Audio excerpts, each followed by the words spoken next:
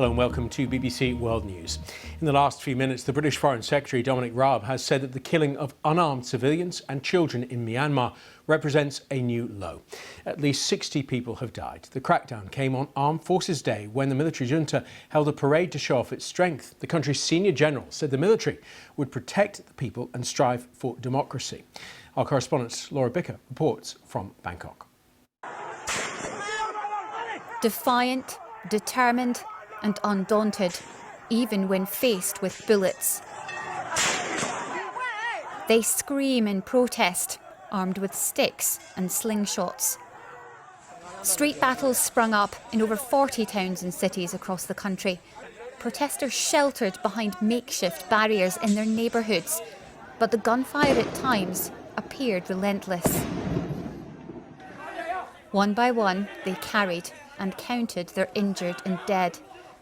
This is the deadliest day since the military staged its coup on February the 1st. State TV had issued this chilling warning. To the youth who own the future, you should learn from the tragedy of earlier ugly deaths that you can be in danger of getting shot to the head and back. Convince and prevent your friends before doing something wrong. Earlier, the generals had gathered in celebration of Armed Forces Day. And in his address, Myanmar's military leader, General Min Aung Hlaing, promised the country would hold elections. Violent acts that affect stability and security in order to make demands are inappropriate. But the people of Myanmar want their elected government back and appear ready to continue their protest, even if it means that their cities have to burn in the process. Laura Bicker, BBC News, Bangkok. A little earlier, I spoke to Cho Win, the Executive Director of the Burma Human Rights Network. He gave me his assessment of today's events.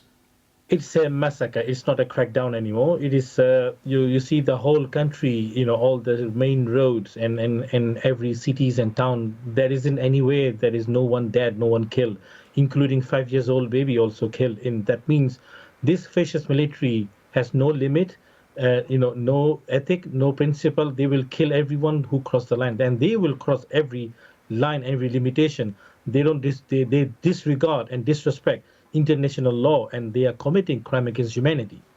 How do you solve this crisis? I mean, these people, the fascist military, is the same military who commit 2017 Rohingya genocide, and they are now committing crime against humanity.